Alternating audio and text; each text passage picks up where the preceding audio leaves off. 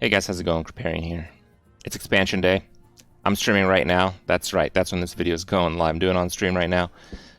So, this time we're going to do a card review a little bit different. Because there's a lot that goes into reviewing cards, and a lot of people do it. Honestly, everyone does it. So we're going to go a bit different, and today we're going to cover the top 10 cards I think are going to get nerfed out of the set that launched today, Scholomance Academy. So, Blizzard has been pretty on top of what's happening in Constructed and what's fun. We've seen week one, we've seen even pre-week one nerfs in the past, honestly. So they are probably going to make sure you're having fun this expansion, at least without too many interruptions. And because it's a high power level expansion, I thought to do this video rather than just reviewing all the cards. So top 10 cards going to get nerfed in reverse order. Number 10, Spirit Jailer. This card is just a little bit too good. You know, one drops that are too good. This card is going to be in like every Warlock deck and maybe every Demon Hunter deck. With Demon Hunter, I think the Soul Fragment mechanic is maybe a little bit weak because every Demon Hunter wants to play Skull of Gul'dan, and this might have some negative synergy with Skull of Gul'dan. Possibly, maybe. Not entirely sure. Camp's hiding stats. Oh, okay. Okay, we fix. We have the technology, guys. Oh my god, unbelievable. We're gonna even go bigger here. We're gonna go bigger. The production quality is really unbelievable in today's video, guys. There we go. Wow. Wow. Okay. So Spirit Jailer, it's just too good. It's just too good.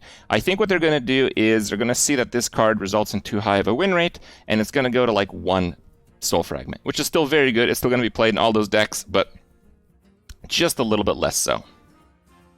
Brittlebone Destroyer. 4 for a 3/3. Battlecry. If your hero's health has changed this turn, destroy a minion. So it's a priest and a warlock card. If you're a priest, you have to heal and then play this. If you're a warlock, you have to play a card that deals yourself damage or heal or draw a soul fragment or or life tap. It's very easy to play. It's destroy a dude and you get a body, and considering removal plus a body that we've seen in the past, this qualifies as a really good card. And while this might not get nerfed on top of the Spirit Jailer, because they might not nerf like a bunch of Warlock cards at once, I think it is very likely to be one of the cards that's going to get targeted. All right. Next up, we have Twilight Runner. So this is the new Druid card. It's just really powerful. You see a 5-cost, 5/4. It's got stealth. It's a beast. Whenever this attacks, draw 2 cards. So basically, if this attacks, it's absolutely insane. Will it attack? Probably. It's got stealth. And if you play the new 7-cost spell that's both for hunters and druids, you get 2 beasts, 5 or less, and they get rush. So this can attack right away. It's a guaranteed attack if your opponent has any minion, and the idea is that you generally play minions in Hearthstone. So, yeah, this card is just a bit too good. It's very difficult how they're going to nerf that combo, and I think the main way it's going to happen is it's going to be draw 1 card. It's going to go from draw 2 to draw 1, I feel. But we'll see. We'll see. We're going to get into some pretty nerf-heavy stuff here, all right? We're in the top 6. All right. Okay, are we top 6? No, this is 7th. Okay. Potion of Illusion. This card's going to be crazy. This is going to enable the Exodia Mage, and the Exodia Mage is basically you play like double Sorcerer Apprentice, you play this, then you play this again, and then you have 4 Sorcerer Apprentice for 1 mana, plus the coin that you can generate through different means in the game. You don't have to go second, and Antonidas, Infinite Fireballs, your opponent's dead. Now, it seems like an unlikely thing to do, but actually testing this card, it doesn't seem that unlikely at all. I think it's going to be the focal point of that deck, and I don't think this card will get nerfed like right away, but I think it'll be a card that's going to get nerfed probably after some time of people being sick of dying to Antonidas combos again and again and again. Not so much that this hasn't happened in Hearthstone before, but because I think it's going to happen again, and the dev team I think is more receptive to feedback than it has in the past.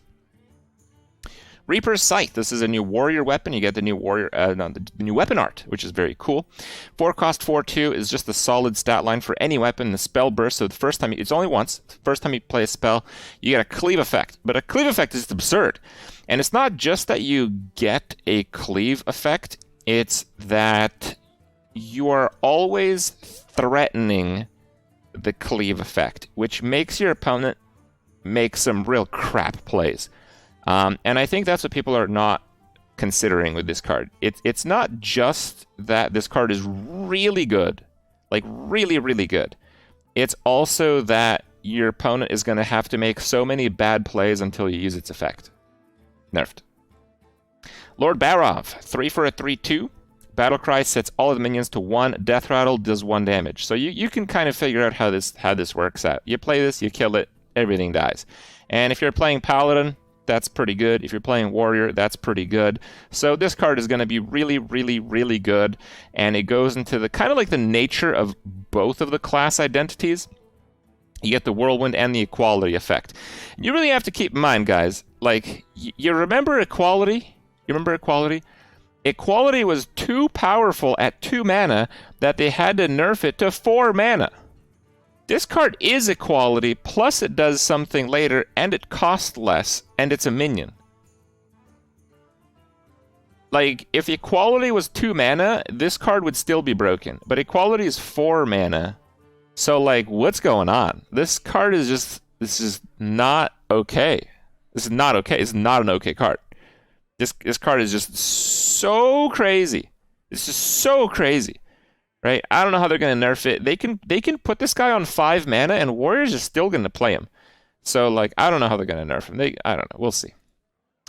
Lightning Bloom. So this is actually part of the original reveal. It's like, oh, I guess we're going to get a high power level expansion. Yeah, obviously. Lightning Bloom, right? So it's Innervate, pre-nerf, but you get the Overload. But a lot of the time when you use this card, you just win outright. There's a few exceptions. Druids using Kel'Thas are going to be using this for sure. And there's going to be a lot of those decks. And I think in those decks, which are probably going to be very powerful, the Overload does kind of matter. So I think when they designed this card, they were okay with people doing more combo stuff because there's some real combo disruptors in the game right now. But I think this card is going to make Kel'Thas just a bit too strong. And I think with that in mind, they'll probably make the Overload 3 or possibly something more devastating to the card. Like, maybe they can do Lightning Bloom, cost 1 mana, and it gives you 3 mana crystals, right? Something like that. Yeah. I think this card's going to get tanked pretty quick. And we're going to go into top 3, guys. Top 3, I would say, are like guaranteed nerfed in the first month. All right, here we go. Rattlegore. So, Rattlegore is a very interesting card. You might think, what warrior would play this? So, warriors get a lot of really good recruit mechanics. Recruit Warrior is one of the seemingly best decks that's coming up in the expansion. You cannot deal with this card. I tried playing a control deck against the Warrior with this card, and you just can't deal with this card. It does too much. You kill it, it's an 8/8. You kill it, it's a 7/7. You kill it, it's a 6/6. You kill it, it's a 5/5. You kill it, it's a 4/4. If playing a control deck of 4/4 is still a problem, right? So you can't do that. You have to run silence removal. The problem with silence removal is that it's terrible. I'm talking terrible. Silence removal in Hearthstone right now is god-awful, and it's at a point in the game where the aggro decks are absurdly strong.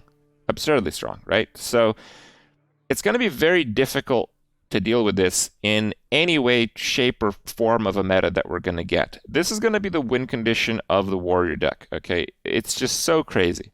So, yeah. I think this is going to get nerfed. How are they going to nerf it? Maybe they can do it, resummon this with -2/-2. Maybe the base stats can be like 8/8. Like, having a base stats 8/8 is kind of like putting it in fair territory. But at a 9/9, thing hits you like 2 or 3 times, you're a goner, right? So, it's a tough one. Voracious Reader. Everyone knows this card's broken. Okay, so if you remember Jeeves, Jeeves is a 4 mana 1/4. Both players draw to 4 cards at the end of turn. Both players draw to 4 cards. And it costs 4 mana. And the stats are basically the same. Here's another thing. Jeeves was played in like every aggro deck. It's not like, oh yeah, Jeeves, I remember that card that no one played. No, dude, Jeeves is played in like every aggro deck. Okay, you're talking about a card that was played in every aggro deck, and this is a, oh my god, absolutely absurd version of Jeeves, right? Absolutely absurd. So, I mention that because with it being a neutral card, like if this is a class card, I think Blizzard might leave it alone. But because it's a neutral card, I think this will make the game a bit too homogenous. So Blizzard's going to be like, yeah, look, we don't really want 60% of decks playing Voracious Reader ×2, and we kind of want people to play games that last more than 67 seconds. So, yeah, let's nerf the card. How are they going to nerf it? I don't know. It's a million ways they can do it. They can make this cost 4 mana, gives it the Jeeves treatment, people will still play it, it'll still be fine, right? The card is so absurd, they can nerf it 100 different ways, and some people will still play it. So, it's going to get nerfed. And number 1, if you're an avid YouTube and stream watcher, you knew it. It's Secret Passage. So, here's a caveat on this. It looks like Aggro Rogue is not getting that many new tools. It's just getting a few new tools. Not that many new tools, though, just a few. But this card is going to put the deck so over the top, I think it's going to be maybe the best deck in the game. This card is just standalone, completely and utterly unfair. It's unfair.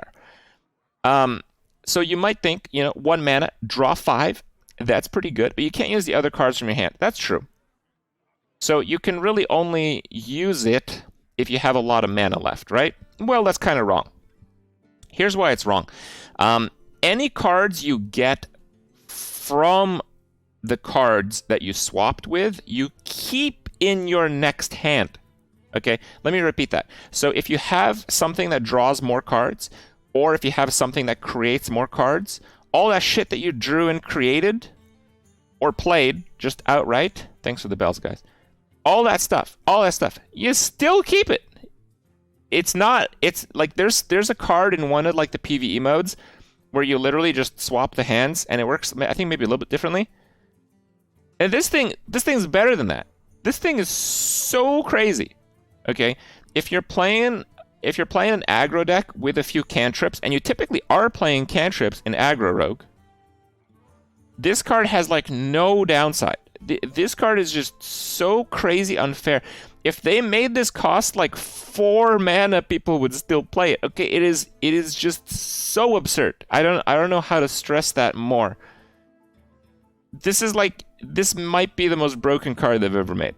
There you go. That's it. That's number 1. Get nerfed. Am I gonna be right? I don't know. But am I streaming right now? I am.